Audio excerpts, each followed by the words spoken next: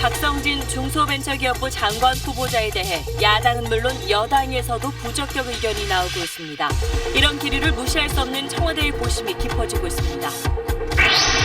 김명수 대법원장 후보자 인사청문회에서 야3당이 코드 인사람의 공세에 나서 국회 인준이 순탄치 않을 전망입니다. 어제 김희수 헌법재판소장 임명 무산을 놓고 여야의 체증 공방은 더 거칠어지고 있습니다.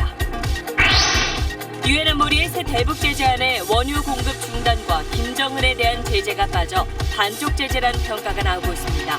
북한의 근본적인 변화를 이끌어내기엔 한계가 있다는 전망도 나오고 있습니다. 국회 외교안보 분야 대정부 질문에서 전술핵 공방이 벌어졌습니다. 정부가 전술핵 배치는 없다고 선을 그었지만 주무장관들의 엇박자 발언에 야당의 비난이 쏟아졌습니다. 전두환 씨 등 신군부의 주장과 달리 1980년 5월 21일 이전부터 공격 헬기가 광주에서 작전을 수행했다고 당시 공격 헬기 조종사가 증언했습니다. 21일 헬기 사격을 봤다는 증언도 나왔습니다. 단독 보도합니다. 추석 황금 연휴 기간 중 사흘간 전국의 고속도로 통행료가 면제됩니다. 또 물가 안정을 위해 싼 가격의 과일과 축산물, 수산물이 대량 공급됩니다. 시내버스 운전사가 아이만 내려놓고 엄마는 태운 채 그대로 출발했다는 글이 인터넷에 올라와 논란이 일었습니다. 진상조사를 벌인 서울시는 운전사가 규정을 위반하지는 않았다고 판단했습니다. 대형 건설사들이 서울 강남권 재건축 공사를 따내려고 진흙탕 경쟁을 벌이고 있습니다. 주민에겐 고급 식사와 선물 공세에 나서고 경쟁사끼리는 상호 비방이 난무하고 있습니다. 초강력 허리케인 어마로 물난리를 겪고 있는 미국 플로리다주에서 빈가게를 털어가는 약탈이 기승을 부리고 있습니다. 경찰 특수부대까지 동원됐지만 수재민들은 이중의 고통을 겪고 있습니다.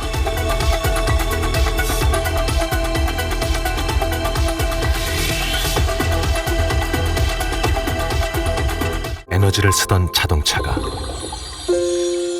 수소로 에너지를 만드는 시대로 현대자동차. 여러분 안녕하십니까? 사상 초유의 헌법재판소장 인준안 부결에 이어 박성진 중소벤처기업부 장관 후보자 임명에도 빨간불이 켜졌습니다.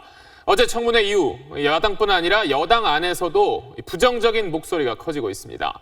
청와대의 고민이 깊어지는 가운데 박성진 후보자가 스스로 물러날 거라는 관측도 나오고 있습니다. 먼저 정영태 기자입니다. 어제 청문회를 마친 박성진 후보자 인사청문 보고서 채택이 내일 오전으로 미뤄졌습니다. 야3당은 부적격으로 결론냈는데 여당이 최종 조율을 위해 시간을 달라고 요청했기 때문입니다. 앞서 여당 청문위원 회의에선 부적격 의견이 다수였고 자진 사퇴 권고 의견까지 나왔습니다. 좀 소명이 좀 어느 정도 됐다고 보시는 건가요? 아니면 좀 부족했다고 보시나요? 뭐 보신 대로요. 보신 대로.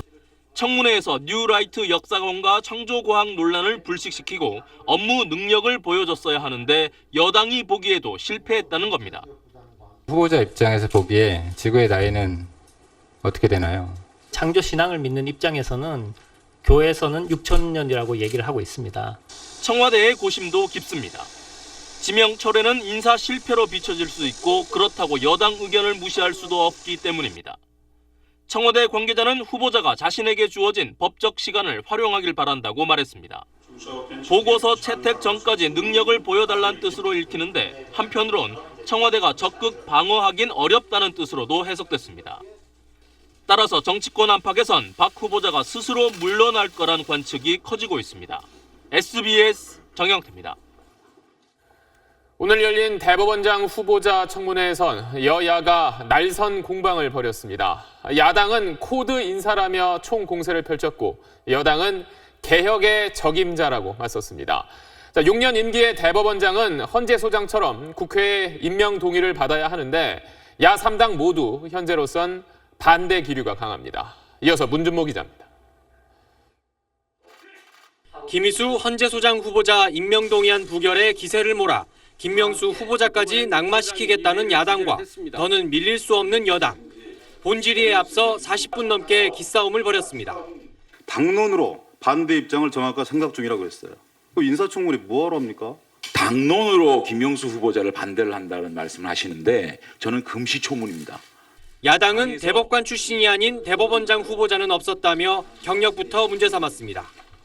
후보자처럼 경험과 경륜이 부족한 분이 대법원장으로 바로 들어가자마자 대법원을 운영하면 초보 운전자가 대법원을 운영하는 거하고 같습니다. 그런데도 대법원장 후보자에 지명된 건 코드 인사라고 공격했습니다. 국제인권법 연구회 초대와 2대 회장을 맡으면서 양승태 대법원장 몰아내기에 관여했다. 저는 결코 그런 처신을 한 일이 없습니다. 여당은 사법개혁의 적임자라고 엄호하며 김 후보자의 청렴성을 강조했습니다. 부동산 투기하신 적 있습니까? 부정받은 일도 없습니다. 이장 전입 있으십니까? 없습니다. 없으시죠? 세금 탈루 없습니다. 없으시고요.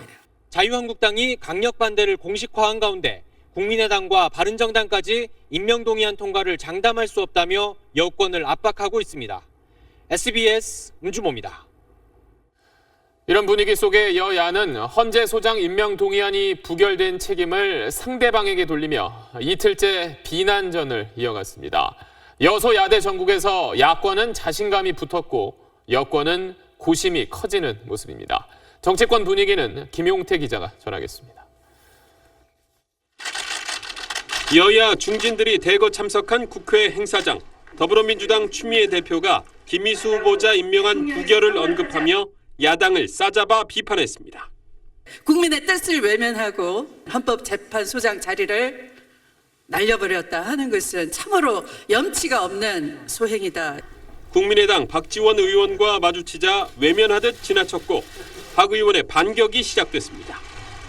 집권 여당의 대표가 저렇게 야단을 치면은 아직도 정신 못 차렸구나 하는 생각을 합니다. 자유한국당도 여권 책임론에 가세했습니다.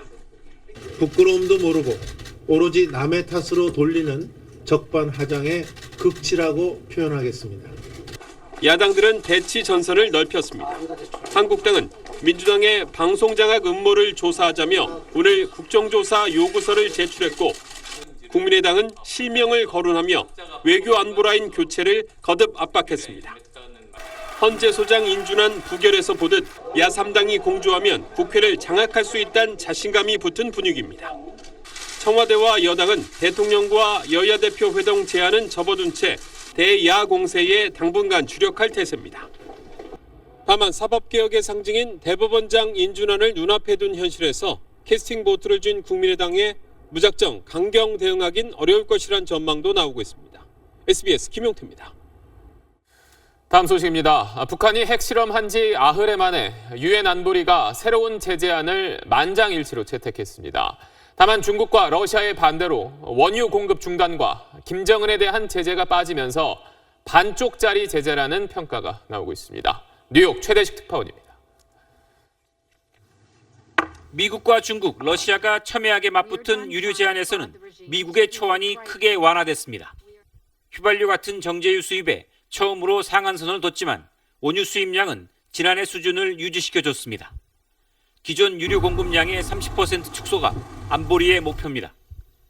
하지만 미국은 북한산 섬유류 수출 전면 금지를 밀어붙여 관철시켰고 북한의 해외 파견 노동자를 새로 고용할 때 안보리의 허가를 받도록 했습니다. 이 두 조치로 북한이 한 해 1조 1천억 원 이상 손실을 입는다는 게 안보리의 추산입니다. 김정은을 제재 대상에 올려 자산을 동결하고 여행을 금지하는 조치는 중국의 반대로 제외됐습니다. 有关各方都要保持冷静，避免采取任何加剧局势紧张的。 하지만 원유 수입 제한 조치와 마찬가지로 추가 도발 시 언제든 다시 꺼낼 수 있는 카드로 전술적 후퇴라는 분석도 있습니다. We are not looking for war. The North Korean regime has not yet passed the point of no return. 북핵 문제의 외교적 해법을 놓고 국제사회는 파국 대신 다시 한번 공조를 선택했습니다. 이제 관심은 새로운 안보리 제재의 고강도 도발을 예고한 북한과 이에 대한 미국의 대응에 집중되고 있습니다. 뉴욕에서 SBS 최대식입니다. 이번 결의안으로 당장 북한의 눈에 띄는 변화를 이끌어내기는 역부족이라는 게 대체적인 평가입니다. 그래도 북한의 돈줄을 옥죄는 동시에 더욱 강한 제재로 가는 기틀을 마련했다는 점에선 장기적 효과가 있어 보입니다. 이번 제재의 실효성은 김수영 기자가 분석했습니다. 북한을 확실하게 압박할 수 있는 원유 공급 중단 카드는 이번 결의안에서 채택되지 못했습니다. 미국의 강력한 추진에도 불구하고 거부권을 가진 중국, 러시아와 타협해야 하는 안보리의 현실이 반영된 결과입니다. 때문에 이번 결의안으로 북한의 도발적 행동에 변화가 있을 가능성은 거의 없다는 게 일반적인 평가입니다. 하지만 그렇다고 해서 성과가 없는 것은 아닙니다. 이번 결의안에다 지난달 결의안에서 석탄과 수산물 수입 금지 등으로 이미 10억 달러 넘는 외화 수입을 차단한 것을 고려하면 북한의 한 해 수출 30억 달러 가운데 3분의 2 이상 감소할 것으로 추정됩니다. 북한의 돈줄이 상당히 조여졌다는 얘기입니다. 북한 핵실험에 대해 이전 결의안 2371호보다 더 강력한 제재가 필요하다는 국제사회의 공감과 전폭적 지지를 의미하는 것입니다. 유류 공급량은 30% 제한에 그쳤지만 추가 제재에 물꼬를 텄다는 의미가 있습니다. 북한이 도발을 계속할수록 유류 제한 한도가 높아질 것이기 때문입니다. 북한의 첫 반응은 제네바 대표부에서 나왔는데 한대성 대사는 미국은 지금까지 겪었던 어떤 고통보다 더 큰 고통을 겪게 될 것이라며 결의안을 거부한다고 밝혔습니다. SBS 김수영입니다. 오늘 국회 대정부 질문에서는 한반도 전술핵 재배치가 주요 쟁점이었습니다. 이낙연 국무총리가 이 재배치할 수 없는 이유를 조목조목 설명했는데 정작 이 주무장관들이 엇갈린 발언을 내놔 야당의 공격을 자초했습니다. 이 소식은 권란 기자입니다. 자유한국당 의원들은 입을 맞춘 듯 전술핵 재배치를 요구했습니다. 국민 70% 이상이 전술핵을 배치해야 한다고 여론조사가 나와 있고 이낙연 총리는 한반도 비핵화 원칙을 거듭 강조하며 야당 주장을 반박했습니다. 비핵화 원칙이 무너질 뿐만 아니라 한국이 과연 세계의 경제 제재를 감당해낼 수 있겠는가 하는 동북아의 핵 도미노 문제 같은 것도 있을 수 있고요. 국방과 외교 두 장관에게도 검토 가능성을 묻는 질의가 쏟아졌는데 답변이 미묘하게 엇갈리면서 야당의 공세가 거세졌습니다. 국방부 장관으로서는 국민의 생명과 안전을 보장하기 위해서 가용한 모든 방법은 검토해야 된다 하는 수준입니다. 국무위원들 사이에서도 그런 어떤 다양한 의견이 있을 수 있다고 생각합니다. 외교안보를 책임진 가장 중요한 국무위원끼리 엇박자 내는 걸 그냥 다양한 의견 정도로 치부해야 되는 겁니까? 여당은 대화를 통한 북핵 해법을 거듭 강조했습니다. 돌팔매를 맞더라도 대화와 협상의 길을, 평화의 길을 우리 국회가 가야 한다, 이렇게 주장하고 싶습니다. 이낙연 총리는 이번 유엔 결의안에 대해선 기름에 대한 제재 압박이 시작됐다는 의미가 있다고 답했습니다. SBS 권란입니다. 박근혜 전 대통령과 함께 재판을 받고 있는 최순실 씨가 오늘 법정에서 갑자기 울음을 터뜨렸습니다. 딸인 정유라 씨 걱정에 감정이 격해졌다고 하는데 이 내용 잠시 뒤 자세히 전해드립니다.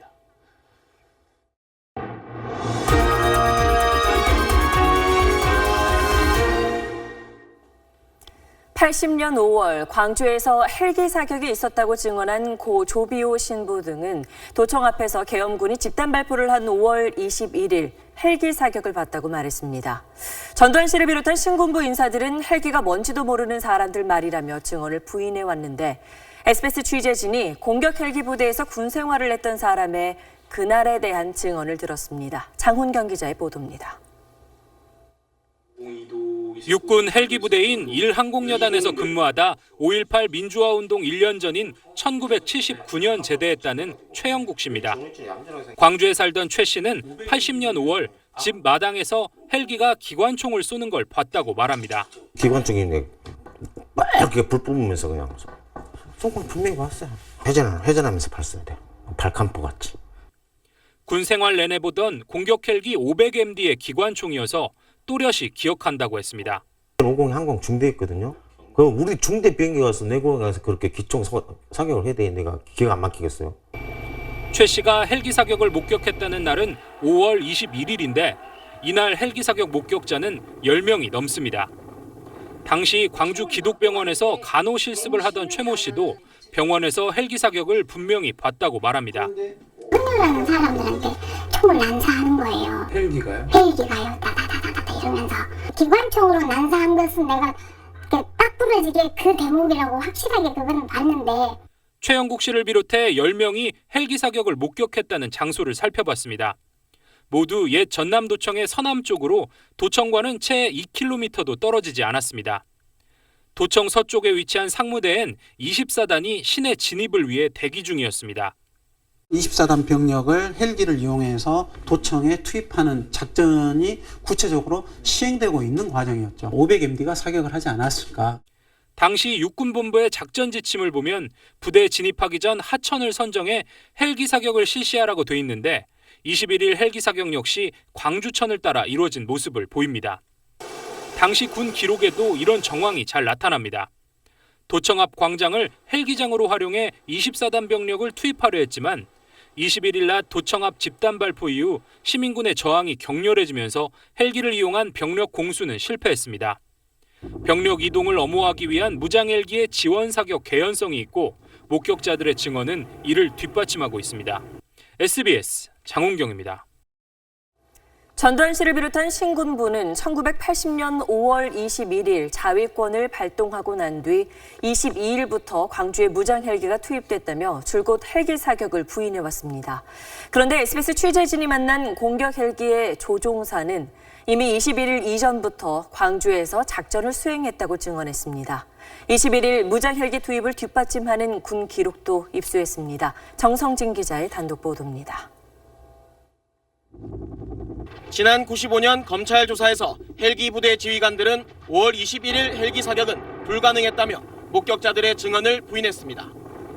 80년 당시 공격 헬기를 총괄 지휘한 대대장은 무장 헬기가 처음 투입된 건 22일이었다고 강조했습니다. 하지만 SBS가 만난 공격 헬기 조종사는 5월 18일 이전부터 광주에서 무장 상태로 작전했다고 증언합니다. 신혼여행 갔다가 바로 들어오라고 그래서 들어온 거지. 내가 그러니까 확실히 기억나요. 5월 18일 한참 전에 가신 거예요? 그렇죠, 한참 전에. 그럼 무장하고 갔죠. 21일에도 무장 상태에서 광주 상공을 비행했다고 했습니다. 공중에 떠다니고 했지, 21일이라요. 근데 그때 우리는 정찰 능력을 사격 능력을 한 건 아니고 정찰.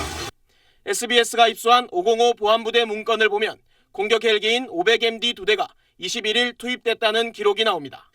95년 수사 당시 검찰도 이런 기록을 근거로 21일 500MD를 지원해놓고 헬기 사격이 문제가 되니까 다른 관련 기록을 없앤 것 아니냐고 했지만 당시 일항공 여단장은 무장이 아니라 가스 살포기만 달았다고 해명했습니다. 그런데 당시 투입된 조종사의 말은 전혀 다릅니다. 여기에 나오잖아요. 지휘용 500MD 1대, 가스 살포 500MD 4대. 그건 잘못된 거예요. 100% 잘못된 내가 확실히. 가스 살포기를 달 수가 없어요? 없어. 나 원래는 가스 살포기 있지도 않고. 때문에 신군부가 21일 무장 헬기 투입 사실을 의도적으로 조작했다는 의혹이 제기됐습니다. 그 자료가 조작됐다. 일부가 폐기됐다. 그럼 그걸 어떻게 조사를 합니까? 어떻게 진실에 접근합니까? 가장 큰 문제는 그겁니다. 국방부 5.18 특별조사위원회는 80년 헬기 작전 상황을 설명해줄 조종사들에 대한 접촉에 나섰습니다. SBS 정성진입니다. 다음 소식입니다. 최근 서울 재건축 아파트 값의 하락세가 멈추고 분양시장까지 들썩이면서 정부가 투기 억제를 위한 다음 카드, 보유세 인상을 꺼내는 게 아니냐는 예상이 제기됐는데 김동연 부총리가 현재로서는 검토하지 않고 있다고 일단 선을 그었습니다. 박민아 기자의 보도입니다. 추미애 더불어민주당 대표는 지난 4일 정기국회 교섭단체 대표연설에서 보유세 인상에 불을 지폈습니다. 필요하다면 초과다 부동산 보유자에 대한 보유세 도입도 적극 검토해야 할 것입니다. 우원식 원내대표도 부동산 과다 소유자에 대한 추가 제재를 언급하며 거들었습니다. 이후 재산세와 종부세 등 보유세 인상이 임박했다는 인식이 시장에 퍼지자 김동연 경제부총리가 진화에 나섰습니다. 김 부총리는 부동산 투기 억제 대책으로 현재로선 보유세 인상을 검토하지 않고 있다고 선을 그었습니다. 부동산 과열은 국지적인데 보유세 인상은 전국적으로 적용되고 소득이 발생하지 않은 상황에서의 세금 인상은 조세 저항을 부른다는 이유 때문입니다. 다만 보유세는 물론 46.8%에 달하는 면세자 축소 문제를 앞으로 구성될 조세재정개혁 특별위원회에서 논의하게 될 것이라고 설명했습니다. 김동연 부총리가 투기 억제용이라는 단서를 단 만큼 내년 지방선거 이후 조세정의 등 새로운 명분으로 보유세 인상 논의가 다시 이루어질 가능성은 배제할 수 없습니다. SBS 박민아입니다. 서울 강남권에서는 재건축 사업 추진이 잇따르고 있습니다. 규모가 큰 사업을 놓고 대형 건설사들이 서로 공사를 따내려 하면서 조합원들에겐 선물 공세가 이어지고 경쟁사들에 대해선 상호 비방이 난무하고 있습니다. 이강 기자가 보도합니다. 서울 강남의 한 특급 호텔. 고급 리무진 승합차에서 내린 사람들이 줄지어 연회장으로 향합니다. 한 대형 건설사 초대로 아파트 재건축 사업 설명회에 참석한 조합원들입니다.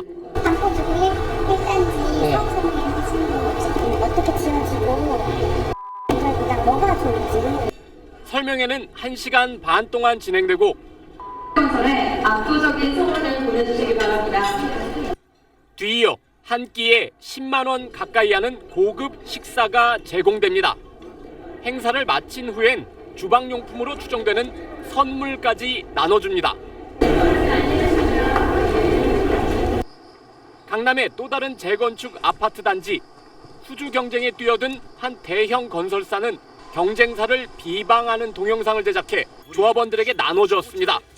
건설의 설계가 문제입니다. 이런 수많은 거짓말을 했습니다. 동영상을 만든 건설사는 결국 재건축 사업 시공사로 선정됐습니다. 강남 3구의 재건축 대상 아파트 중 시공사 선정을 앞둔 곳은 현재 14곳 1,400여 세대. 한 곳당 공사비만 2조 원이 넘는 대형 프로젝트가 많은 데다 수주에 성공할 경우 홍보 효과도 높아 이렇게 과도한 경쟁이 벌어지고 있습니다. 시공사 선정 과정에서 과열 경쟁은 관련 비용이 사업비에 고스란히 추가돼 건축비 상승이나 부실 공사로 이어질 수 있다고 전문가들은 지적합니다. SBS 이강입니다. 박근혜 전 대통령과 함께 재판을 받고 있는 최순실 씨가 오늘 법정에서 돌연 오열했습니다. 검찰이 재판에서 딸 정유라 씨의 진술 조서를 증거로 내자 감정이 격해진 걸로 보입니다. 보도에 류란 기자입니다. 뇌물 등 혐의로 열린 69번째 공판. 박근혜 전 대통령에 이어 피고인석에 앉은 최순실 씨가 갑자기 고개를 숙인 채 큰 소리로 오열했습니다. 재판부가 20분간 휴정을 선언했고 지난 4개월간 최 씨에게 눈길 한번 주지 않았던 박 전 대통령도 이 모습을 한참 쳐다봤습니다. 최 씨 측 변호인은 최 씨가 딸 정유라의 변호인들이 잇따라 사임해 안위가 걱정되던 차에 정 씨의 조서가 유죄 증거로 제출되니 감정이 격해진 것 같다고 설명했습니다. 검찰은 오늘 재판에 이재용 삼성전자 부회장 재판 당시 증인으로 나왔던 정 씨의 조서를 증거로 제출했습니다. 당시 정 씨 측 변호인들은 증인 출석이 자신들과 상의 없이 이루어졌다며 보쌈 증언이라고 반발했습니다. 증언 내용도 어머니가 삼성이 구입한 말을 내 것처럼 타면 된다고 말했다는 등 최 씨에게 불리하게 작용할 만한 것이었습니다. 검찰이 최근 이런 정 씨의 조서를 증거로 신청하면서 최 씨 모녀의 변호를 함께 맡고 있던 변호인들은 정 씨에 대해 사임계를 제출했습니다. 최 씨도 오전 재판에 발언 기회를 얻어 검찰이 딸을 회유 조사한 걸 증언이라면서 대통령과 나를 공범이라고 하는 건 모함이자 음해라고 격한 반응을 쏟아냈습니다. SBS 유란입니다. 2년 전 여대생 살인 사건의 유력한 용의자였던 남성이 스스로 목숨을 끊은 일이 있었습니다. 결국 사건은 아무런 처벌 없이 종결됐는데 피해자의 유족이 용의자의 가족을 상대로 손해배상 소송을 냈고 승소했습니다. 임태우 기자가 보도합니다. 2015년 7월 경기도 평택의 한 배수로에서 22살 여성의 시신이 발견됐습니다. 경찰은 범행 장소 주변 CCTV를 조사한 결과 45살 윤모 씨를 살해 용의자로 지목했습니다. 여대생을 납치한 뒤 성폭행하려다 살해한 것으로 조사됐습니다. 그러나 윤 씨는 범행 당일 강원도 야산에서 스스로 목숨을 끊었고 사건은 공소권 없음으로 종결됐습니다. 지난해 10월 여대생 유족은 윤 씨의 가족을 상대로 5억여 원의 손해배상 소송을 제기했습니다. 법원은 윤 씨의 배우자는 3억 원, 그 딸은 2억 원을 유족에게 지급하라고 판시했습니다. 당시 경찰 수사 증거들을 종합해 볼 때 윤 씨의 손해배상 책임이 인정된다면서 윤 씨는 사망했으니 상속인인 배우자와 딸이 대신 배상할 책임이 있다고 설명했습니다. 이미 상속을 포기했다면 배상 책임을 면할 수도 있지만 윤 씨 가족은 재판에 출석하지 않았습니다. 상속 포기 사실 제출하지 않고 이미 재판이 확정이 되면 상속 포기를 했더라도 손해배상 책임을 유족이 져야 합니다. 법원 측은 윤 씨 가족의 주소를 알 수 없어 소송 사실을 관보에 게재했지만 연락이 오지 않았다고 밝혔습니다. SBS 임태우입니다. 시내버스에서 아이만 내리고 엄마는 채 내리지 못했는데 버스 기사가 그냥 출발했다는 글이 인터넷에 퍼지면서 비난이 쇄도했습니다. 그런데 그 이후에 또 버스 기사가 잘못이 없다는 이야기가 나오면서 진실 공방으로 번졌는데 서울시가 진상조사에 나섰습니다. 노동규 기자입니다. 사건은 어제 저녁 서울의 한 정류장에서 일어났습니다. 여자 어린이만 버스에서 내린 뒤 어머니가 내리기 전 버스 문이 닫혔습니다. 어머니가 문을 열어달라고 외쳤지만 버스 기사는 무시하고 내달렸고 다음 정류장에서야 내려줬다는 게 SNS에 올라온 글입니다. 버스 기사에 대한 갖은 비난이 쇄도했고 서울시가 진상조사에 나섰습니다. 버스 내부의 CCTV를 입수해 분석한 결과 아이가 내렸을 당시 16초간 정차했던 걸로 확인됐습니다. 또 어머니가 문을 열어달라고 했을 때는 버스가 떠나 이미 차로를 변경한 뒤였습니다.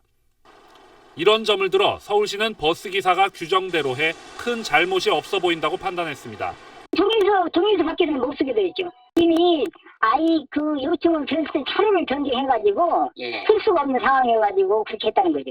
버스 기사의 딸이라고 주장하는 이도 SNS에 글을 올려 아버지의 무고함을 항변했습니다. 버스 기사도 아이 어머니의 사과 요구를 받아들일 뜻이 없는 상태라고 서울시는 전했습니다. SBS는 서울시를 통해 아이 어머니와 접촉하려 했지만 논란이 더 커지는 걸 원치 않는다며 거절했습니다. SBS 노동규입니다. 운전면허 시험장 직원이 유명인들의 개인정보가 적힌 응시표를 사진으로 찍어서 주변 사람에게 보내다 적발됐습니다. 해당 직원은 단순한 호기심에 한 일이라고 했지만 도로교통공단이 감사에 들어갔습니다. 이성훈 기자입니다. 유명 스포츠 스타 김모 씨의 운전면허 시험 응시표 사진입니다. 주소와 연락처는 물론 증명사진과 주민등록번호까지 그대로 나와 있습니다. 지난해 3월 A 씨는 이 사진을 면허 시험장에 근무하는 B 씨에게 SNS를 통해 건네받았습니다. 이거 너무 위험한 거 아니냐 했더니 아니라고 그냥 다 일상적으로 그대로 바란다. 같은 운전면허 시험장에서 유출된 개인정보는 확인된 것만 8건. 개그맨 정모 씨부터 영화배우 한모 씨까지 2012년 이후 운전면허 시험장을 찾은 유명인들입니다. 면허 시험장을 찾아가 유출 경위를 물어봤습니다. 이거를 찍으셨어요?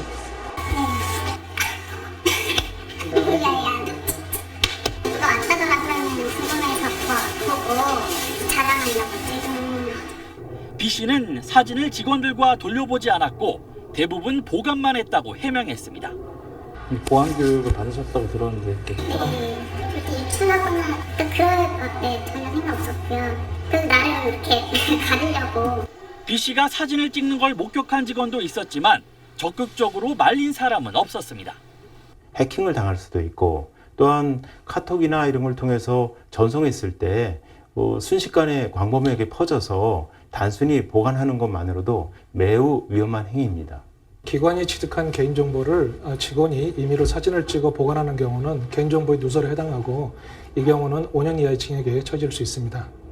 도로교통공단은 개인정보 유출은 처음 있는 일이라며 해당 운전면허 시험장에 대한 감사에 착수했다고 밝혔습니다. SBS 이성훈입니다. 내기 당구를 쳐서 1억 원이 넘는 돈을 딴 일당이 붙잡혔습니다. 상대에게 필로폰을 탄 음료수를 마시게 해서 정신을 흐리게 만든 뒤에 당구를 친 겁니다. CJB 김다희 기자입니다. 지난 3월 58살 김모 씨는 우연히 알게 된 54살 장모 씨 등 4명과 내기 당구를 하다 순식간에 8,500만 원을 잃었습니다. 57살 한모 씨 역시 지난 6월 장 씨 일당과 함께 친 내기 당구에서 1,900만 원을 잃었습니다. 그런데 김 씨와 한 씨가 거액을 잃은 건 우연이 아니었습니다. 장 씨 일당은 몰래 필로폰을 음료에 타서 피해자들에게 건네 정신을 혼미하게 한 뒤 내기 당구를 쳤습니다. 장 씨 일당은 각각 범행 대상 물색, 피해자 유인, 필로폰 투약 등 역할을 분담해 치밀하게 범행을 준비한 사기 조직이었습니다. 이들은 피해자들과 상당 기간 친분을 쌓은 뒤 내기 당구를 치자며 본격적으로 범행에 나섰습니다. 장 씨 일당의 사기 행각은 필로폰을 이용해 사기 당구를 친다는 첩보를 입수한 경찰의 끈질긴 수사 결과 꼬리가 잡혔습니다. 그 수천만 원대의 그 당구를 사기 당구를 쳤다는 그 제보를 입수하였고 그 피해자 모발에서 그 마약 성분이 검출이 돼서 그 수사에 착수를 하게 된 겁니다. 경찰은 장 씨 등 2명을 구속하는 한편 범행에 가담한 49살 김모 여인 등 4명을 불구속 입건했습니다. 또 장 씨 일당이 어떤 경로로 필로폰을 공급받았는지 조사하고 있습니다. CJB 뉴스 김다혜입니다. 네, 이렇게 차량이 후진하다가 일어난 사고가 지난 3년 동안 2만 5천 건이 넘습니다. 특히 화물차 후진 사고로 숨진 사람은 승용차보다 2배가 많습니다. 이 때문에 지난 2014년부터 화물차 뒤에 카메라나 경보기 같은 안전장치를 달도록 법이 바뀌었지만 사망자 숫자는 줄지 않고 있습니다. 그 이유가 뭔지 한지연 기자가 취재했습니다. 서울 번화가의 한 골목길입니다. 사람 통행이 잦다 보니 화물차가 후진하려면 남의 도움을 받아야 합니다. 이거 한 10년, 20년 했는데도 부딪히는 경우도 생기고 아무래도 사각이 너무 많으니까 거의 감으로 밖에 운전할 수가 없죠.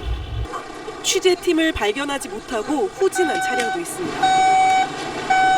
저희 아까 여기 서 있었는데 혹시 보이셨는지 못 보셨어요? 적재함 높이 때문에 백미러는 있으나 마나입니다. 전혀 안 보이죠. 저거는 뭐 있어야 자기 얼굴 정도 보나? 뭐 불편하니까 떼버리는 사람도 많죠. 그렇다면 사이드미러는 어떨까? 초등학생 키 정도 되는 1m 20cm 마네킹인데요. 1톤짜리 화물 차량이 후진할 때 얼마나 위험한지 실험해 보겠습니다. 특수 카메라를 부착하고 운전자의 시야를 살펴봤더니 마네킹을 뒤로 옮기고 또 옮겨봐도 지금은 좀 보이나요? 절대 보이시나요? 안 보입니다. 탑차의 경우는요. 네. 높고 또 찹도 차폭보다 더 튀어나와 있어요. 근데 시야를 완전히 가리는 거죠. 거의 30m는 떨어져야만 마네킹 모습이 보입니다. 결국 백미러도 사이드미러도 무용지물이란 얘기입니다. 이런 문제 때문에 2014년 화물차에 후방 안전장치를 달도록 법이 개정됐습니다. 하지만 적재함이 없는 5톤 미만 화물차나 2014년 이전에 등록된 모든 화물차는 적용되지 않습니다. 소급 적용이 안 되기 때문에 그 이전에 등록됐던 화물 자동차 330여만 대는 지금도 거리를 할애하고 있고 때문에 사고가 줄 수 없다는 거죠. 법 개정 후에도 줄지 않는 화물차 후진에 의한 사고와 사상자 수. 현재로선 화물차 운전자가 조심 운전하거나 알아서 안전장치를 다는 것 외에는 달리 방법이 없다는 게 문제입니다. SBS 한지연입니다. 가짜 건강차를 만들어 판 업체가 적발됐습니다. 암과 고혈압에 좋은 만병통치차라고 선전했는데 알고 보니 사람이 먹어서는 안 되는 공업용 규산염이었습니다. 보도에 안상우 기자입니다. 사무실에 수사관들이 들이닥칩니다. 곳곳엔 정체를 알 수 없는 액체가 든 용기가 가득합니다. 비닐봉투를 열자 공업용 규산염이 나옵니다. 화학 비료 등의 원료로 쓰이지만 식품 원료로는 사용할 수 없습니다. 61살 양모 씨 등 6명은 이 공업용 규산염을 섞어 만든 액체를 만병통치 건강차라면서 집집마다 방문해 판매해왔습니다. 이게 공업용 규산염인데 이 안에 들어있는 규소가 당뇨, 혈압에 좋은 아주 만병통치약이라고 현혹을 시켜서 판매한 사건입니다. 6병 한 세트를 25만 원에 팔았는데 350여 명에게 팔아 3억 3천만 원을 챙긴 것으로 드러났습니다. 업체 측이 판매한 액상차입니다. 원액의 pH 농도를 직접 측정해보니 pH 13 이상의 강알칼리 성분으로 나옵니다. 그대로 마시면 위 점막에 손상을 입거나 설사나 위통을 일으킬 수 있습니다. 판매업체가 안내한 용량대로 물에 희석해도 마실 수 있는 pH 농도를 훌쩍 넘어서는 강알칼리성입니다. 식품 첨가물로 정식 허용된 게 아닌 공업용 규산염으로 만든 제품이기 때문에 이걸 뭐 희석해서 먹어서 괜찮다 이렇게 얘기할 수 있는 사항이 아니라 이거는 먹으면 안 되는 제품입니다. 식약처는 유통된 제품에 대해 회수 조치를 내렸고 제품을 구매한 소비자들에겐 즉시 반품할 것을 당부했습니다. SBS 안상우입니다. 초강력 허리케인 어마가 덮친 미국 플로리다에서 물난리를 틈타 빈 가게를 털어가는 범죄가 기승을 부리고 있습니다. 결국 경찰 특수부대까지 동원돼 약탈자들을 대거 체포했습니다. 김정기 기자입니다. 남녀 수십 명이 포장 박스를 뜯지도 않은 새 물건을 한아름씩 안고 상가 뒷문으로 빠져나옵니다. 허리케인으로 대피 명령이 내려지면서 주인이 없는 상점이 약탈자들의 표적이 되고 있습니다. 10대 청소년들도 이 약탈 행렬에 가세했습니다. 물난리로 치안이 허술해지면서 이들을 막을 사람이 없습니다. 대규모 정전 사태까지 벌어지면서 상황은 더욱 악화되고 있습니다. It was pretty scary. If you've ever heard a tree crack and fall and break, it's pretty loud. It's pretty scary, and especially if you can't see it. 출입문이 잠긴 상점은 창문을 깨고 들어가 닥치는 대로 물건을 훔쳐가지만 경찰은 나타나지 않습니다. 경찰 대부분이 구조 작업에 동원됐기 때문입니다. We have a first-class ticket to the Miami-Dade County Jail. We will not put up with looting. 많은 지역에선 야간 통행 금지령이 내려졌습니다. 급기야 경찰 특수부대가 장갑차까지 동원해 약탈자 50여 명을 체포했습니다. 허리케인 어마는 열대성 저기압으로 약해졌지만 여전히 18만 명이 대피해 있고 790만 가구의 전력 공급이 끊긴 상태입니다. 허리케인이 휩쓸고 간 지역마다 엄청난 침수 피해가 발생한 데다 약탈까지 기승을 부리면서 주민들이 이중의 고통을 겪고 있습니다. SBS 김정기입니다. 시리아에서 내전을 피해 홀로 탈출했던 아버지가 1년 만에 어린 아들과 다시 만났습니다. 가족에 대한 그리움과 또 살아서 만났다는 안도감이 교차하는 감동적인 재회 장면, 이대욱 특파원이 전하겠습니다. 한 남성이 철조망 사이로 뻗은 고사리 같은 손에 입을 맞춥니다. 1년 만에 다시 만난 아빠와 아이들입니다. 안고 싶고 안기고 싶어도 그렇게 할 수 없는 철조망이 야속할 뿐입니다. 아마르 씨는 지난해 시리아에 가족을 남기고 홀로 지중해 키프로스로 탈출했습니다. 그리고 1년 뒤 천신만고 끝에 부인과 아이들도 시리아를 빠져나와 키프로스에 도착해 난민 수용소 철조망을 두고 극적으로 재회한 겁니다. 살아서 와준 아이들이 그저 고맙고 대견한 아빠는 입맞춤을 끝낼 줄 모릅니다. 7년째 내전 중인 시리아에서 아마르 씨 가족의 사례는 불행 중 다행에 속합니다. 탈출하다 희생된 경우가 너무 많아서입니다. 터키 해안에서 싸늘한 주검으로 발견된 3살 배기 쿠르디가 대표적입니다.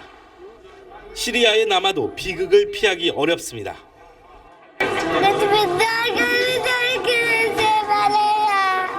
얼굴이 피투성이가 됐는데도 놀라 울지 못하던 5살 배기 옴란이 그렇습니다. 시리아인에겐 매일같이 반복되는 지옥 같은 현실. 7년간 30여만 명이 숨졌고 인구의 절반인 1,000만 명이 난민으로 내몰렸습니다. 카이로에서 SBS 이대욱입니다. 추석 황금 연휴 가운데 사흘 동안 전국의 고속도로 통행료가 면제됩니다. 물가 안정을 위해 반값 배추도 공급됩니다. 정부가 내놓은 명절 지원책을 송욱 기자가 정리했습니다. 역대 최정의 연휴를 앞둔 여행사. 예약이 다 찼는데 비슷한 숙소나 다른 쪽으로 알아봐 드릴까요? 이미 예약이 많이 찬 해외 대신 국내 여행을 가려는 고객들의 문의가 끊이지 않습니다. 올 초 설 연휴나 작년 추석 대비 35% 이상 증가하였으며 꾸준히 예약과 문의가 증가할 것으로 예상하고 있습니다. 이번 연휴 멀리 부모님 찾아뵙거나 국내 여행을 떠난다면 부담이 조금 줄어듭니다. 정부가 3일부터 5일까지 사흘간 고속도로 통행료를 면제하기로 했습니다. 2일에 고속도로에 진입해도 3일 0시 이후 빠져나가면 면제고요. 5일 24시 이전에 들어왔다 6일 나가는 차량도 돈을 받지 않습니다. 주차가 걱정되신다면 공영과 관공서 주차장 등이 무료로 개방되니 참고하시면 좋습니다. 그리고 연휴 기간 4대 고궁과 국립미술관 휴양림은 입장료를 받지 않고요. 주요 영화관들도 가족 단위 관람권을 할인해 판매할 계획입니다. 추석 물가를 잡기 위해 농축수산물의 공급도 확대됩니다. 배추는 시가 대비 50%, 오징어는 33% 할인된 가격에 공급합니다. 또 이달 23일부터 다음 달 4일까지 전국 200개 전통시장에선 주요 물품을 10% 정도 할인해 팝니다. 연휴에도 쉬지 못하는 맞벌이 가구나 한부모 가정을 위해 아이돌봄 서비스는 정상 운영되고 어린이집은 임시 공휴일인 다음 달 2일에 수요가 있을 경우 당번교사를 배치해 운영합니다. SBS 송욱입니다. 이번 추석은 8년 만에 찾아온 10월 추석입니다. 추석이 늦어진 만큼 올해는 예년보다 더 크고 단 과일을 맛볼 수 있을 것으로 보이는데 특히 배 작황이 좋다고 합니다. 정혜경 기자의 보도입니다. 충남 천안의 배 농가. 지난해 같으면 이미 수확을 마쳤을 때지만 올해는 아직도 따지 않은 배가 많습니다. 지난해보다 3주 정도 늦은 10월 추석이 돌아오면서 수확 시기를 늦췄기 때문입니다. 그만큼 생육 기간이 늘어나 크기가 부쩍 커지고 당도도 높아졌습니다. 배가 제대로 커서 아무래도 크기하고 당도가 많이 좋아진 것 같습니다. 수확할 때 참 배 큰 거 딸래니까 기분이 참 좋습니다. 대형마트에서 팔리는 배 선물 세트 가격도 지난해보다 10% 정도 낮아졌습니다. 2009년 이후 8년 만에 10월 추석이 돌아오면서 720g 이상 크기의 과일 비중은 지난해 60%에서 올해 80% 이상으로 높아졌습니다. 올해는 비교적 태풍 피해도 적어 보다 좋은 품질의 과일을 즐길 수 있게 됐습니다. 이번에도 사과 아니면 배, 그 두 가지에서 한 가지 선택해가지고 그게 제일 무한한 것 같아요. 수입 쇠고기 공세로 수요가 줄면서 지난해보다 10%에서 최대 30%까지 저렴해진 한우도 추석 선물로 인기입니다. 축산 선물 세트 사전 판매 매출은 지난해보다 최대 110% 이상 증가한 것으로 나타났습니다. 채소값 상승으로 밥상 물가는 들썩이고 있지만 10월 추석에 풍성한 먹거리가 그나마 위안이 될 전망입니다. SBS 정혜경입니다. 경주에서 규모 5.8의 지진이 일어난 지 오늘로 꼭 1년이 됐습니다.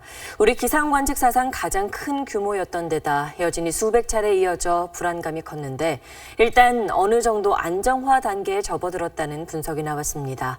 하지만 지진의 상처는 아직 남아 있습니다. 정구희 기자가 현장에 다녀왔습니다. 경주 지진 진앙 주변 마을입니다.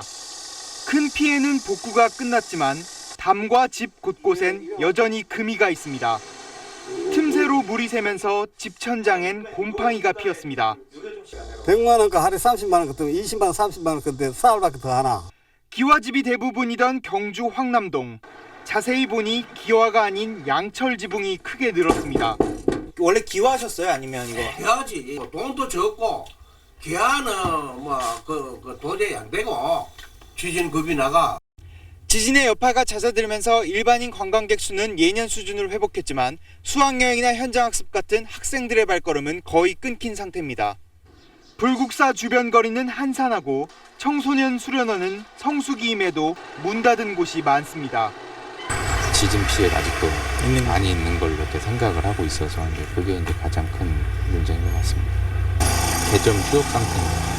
앞으로 강한 지진이 얼마나 자주 날 수 있는지 지질 조사도 한창입니다. 한국지질자원연구원은 경주 지진이 안정화 단계에 접어들면서 여진 발생 횟수도 줄어들었다고 밝혔습니다. 경주 지진이 일어난 그 지점 자체에서의 그 쌓였던 응력은 이번 경주 지진을 통해서 이제 거의 해소가 되었다. 전문가들은 지진에 대한 과도한 걱정은 극복해야 하지만 강한 지진은 어디서나 발생할 수 있는 만큼 대비는 철저해야 한다고 밝혔습니다. SBS 정구희입니다. 중국에서 요즘 이른바 애국주의 영화가 잇따라 선보이며 흥행 돌풍을 일으키고 있습니다. 하지만 지나친 애국심 고취가 우리나라에 대한 사드 보복처럼 주변국과의 갈등으로 이어질 수 있다는 우려의 목소리도 나옵니다. 베이징에서 편상욱 특파원입니다. 중국군 특수부대원이었던 주인공이 아프리카 내전 국가에 뛰어들어 난민과 중국인들을 구출한다는 내용의 중국 영화입니다.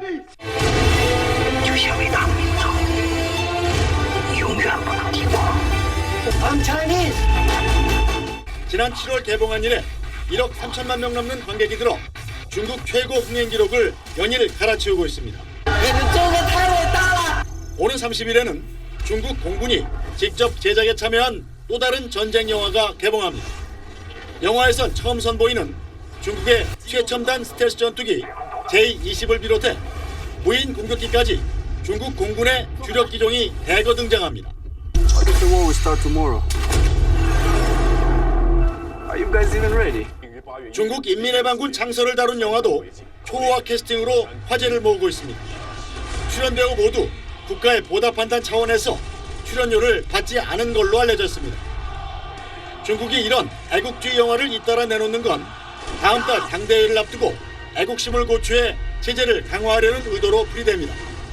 그러나 롯데마트에 대한 불매운동처럼 외국 기업에 대한 보복을 애국심으로 포장하는 경우도 많습니다. 이 때문에 중국의 애국심 고취 움직임이 이웃나라와의 갈등으로 이어지지 않을까 우려하는 시선도 적지 않습니다.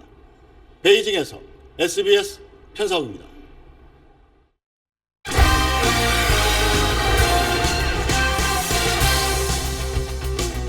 프로배구가 내일부터 열리는 컵대회로 새 시즌의 기지개를 겹니다.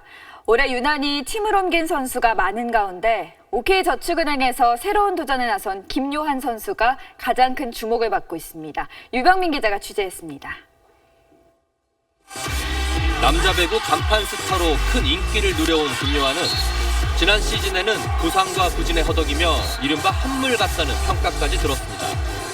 10년간 몸담았던 KB손해보험에서 OK저축은행으로 지난 6월 전격 트레이드된 건 큰 충격이었습니다. 당황했었죠. 아무래도 뭐 그런 거를 생각해 본 적이 없었고 섭섭한 면이 없지는 않죠. 이내 마음을 가다듬은 김요한은 부활을 꿈꾸며 새 팀에서 배구 인생의 승부수를 띄웠습니다. 김세진 감독의 조언을 받고 레프트 공격수에서 센터로 변신을 결심했습니다. 아무래도 레프트에 비해서는 덜 화려한 포지션인 만큼 토종거포 김요한으로서는 쉽지 않은 결정이었습니다. 여기 팀에 온 거부터가 거의 승부수였는데 거기서 하나 더 추가된 게 포지션 변경이 될 거고요. 2년 연속 V리그를 제패했다가 지난 시즌 최하위로 추락했던 OK저축은행은 1순위 용병 브람을 뽑은 데다 김요한이 센터로 가세하면서 높이와 파워를 한층 보강했다는 평가입니다. 프로 데뷔 후 10년 동안 우승 경험이 없는 김요한은 소속팀의 3번째 챔피언 등극과 자신의 첫 우승을 겨루고 있습니다. 이번 시즌 끝나고 다음 시즌에는 이 티에 별이 3개가 있을 수 있도록 하겠습니다. SBS 유병민입니다. 평창 동계올림픽 개막이 꼭 150일 앞으로 다가온 가운데 대회를 홍보하는 동영상과 포스터가 공개됐습니다. 2018 평창을 당신에게란 이름의 평창올림픽 새 홍보 영상입니다. 문재인 대통령과 피겨스타 김연아를 포함한 평창 홍보대사들이 출연해 동계올림픽에 대한 우리 국민의 열정과 기대를 소개하는 내용을 담고 있습니다.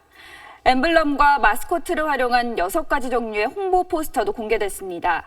전국의 각 행정기관과 기차역 등 2,000여 곳에 무료로 배포될 예정입니다. 쾌청한 하늘에 가을볕이 뜨거운 하루였죠. 밤사이 맑은 하늘이 이어지면 아침 공기는 한층 더 차가워집니다. 갈수록 출근길이 서늘하게 느껴지겠습니다. 내일 서울의 아침 기온은 16도, 모레는 15도 안팎까지 내려가겠고요. 그만큼 일교차는 점점 더 크게 벌어지겠습니다. 지금 타이완 동남쪽에서는 제18호 태풍 탈림이 북상하고 있습니다. 강한 중형급의 세력을 유지하고 있는데요. 이 태풍은 금요일쯤 동쪽으로 방향을 틀어서 일본에 상륙할 것으로 예상을 하고 있습니다. 이에 따라 남해안 지방이 태풍의 간접 영향권에 들겠습니다. 내일은 제주 남쪽 먼바다가, 모레는 남해상까지 파도가 거세게 일겠습니다. 내일 아침 강원 높은 산지에는 서리가 내리는 곳도 있겠습니다. 낮 기온은 크게 올라서 부산의 한낮 기온이 29도 선까지 오르겠습니다. 태풍의 간접 영향을 받는 제주도는 금요일부터 비가 내리겠습니다. 날씨였습니다. 1년 가운데 여야가 가장 자주 만나고 또 머리 맞댈 일이 많은 정기국회 시즌에 정국이 얼어붙고 있습니다. 정치를 흔히 타협과 협상의 예술이라고도 하는데 남탓만 하는 정치인보다는 훌륭한 예술가들을 더 많이 보고 싶습니다. 뉴스 마치겠습니다. 고맙습니다.